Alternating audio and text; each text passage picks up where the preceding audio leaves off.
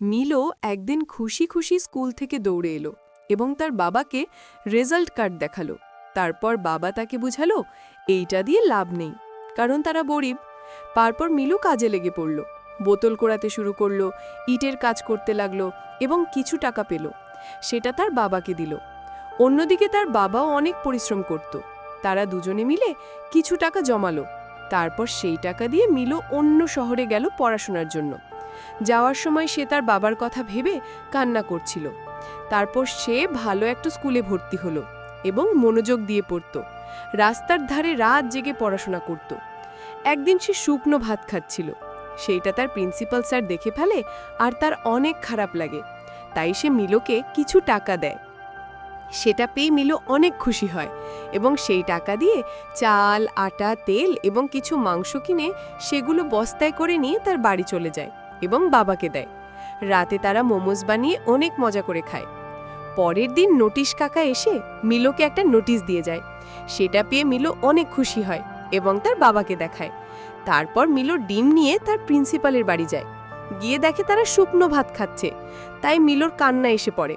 সে মন খারাপ করে ডিম দিয়ে তাড়াতাড়ি বাসায় চলে আসে কান্না করতে করতে, এবং তার বাবাকে সব খুলে বলে। পরের দিন মিলোর প্রতিবেশীরা সবাই মিলে মিলোর জন্য একটা বক্সে টাকা দিতে থাকে।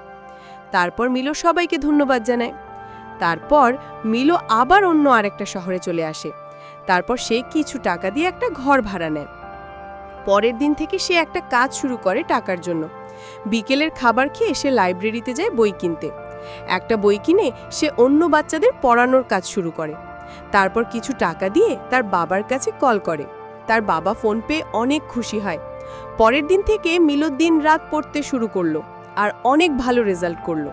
সেদিন রাতে সে মন খারাপ করে চাঁদের দিকে তাকিয়েছিল আর তার বাবার কথা মনে করছিল। কয়েক বছর পর সে নিজের পড়াশোনা শেষ করলো আর সে অন্য একটা শহরে চলে গেল আবার কাজের খোঁজে। পরের দিন থেকে সে আবার একটা কাজে লেগে পড়ল। কিছু টাকা দিয়ে খাবার কিনে খেত আর কিছু টাকা দিয়ে সিডি কিনে রাস্তায় রাস্তায় বিক্রি করত। একদিন সে তার কম্পিউটারে দেখে সে একটা চাকরি পেয়ে গেছে, তাই সে অনেক খুশি হয়। পরের দিন সে সেই অফিসে যায়, বসের সাথে কথা বলে।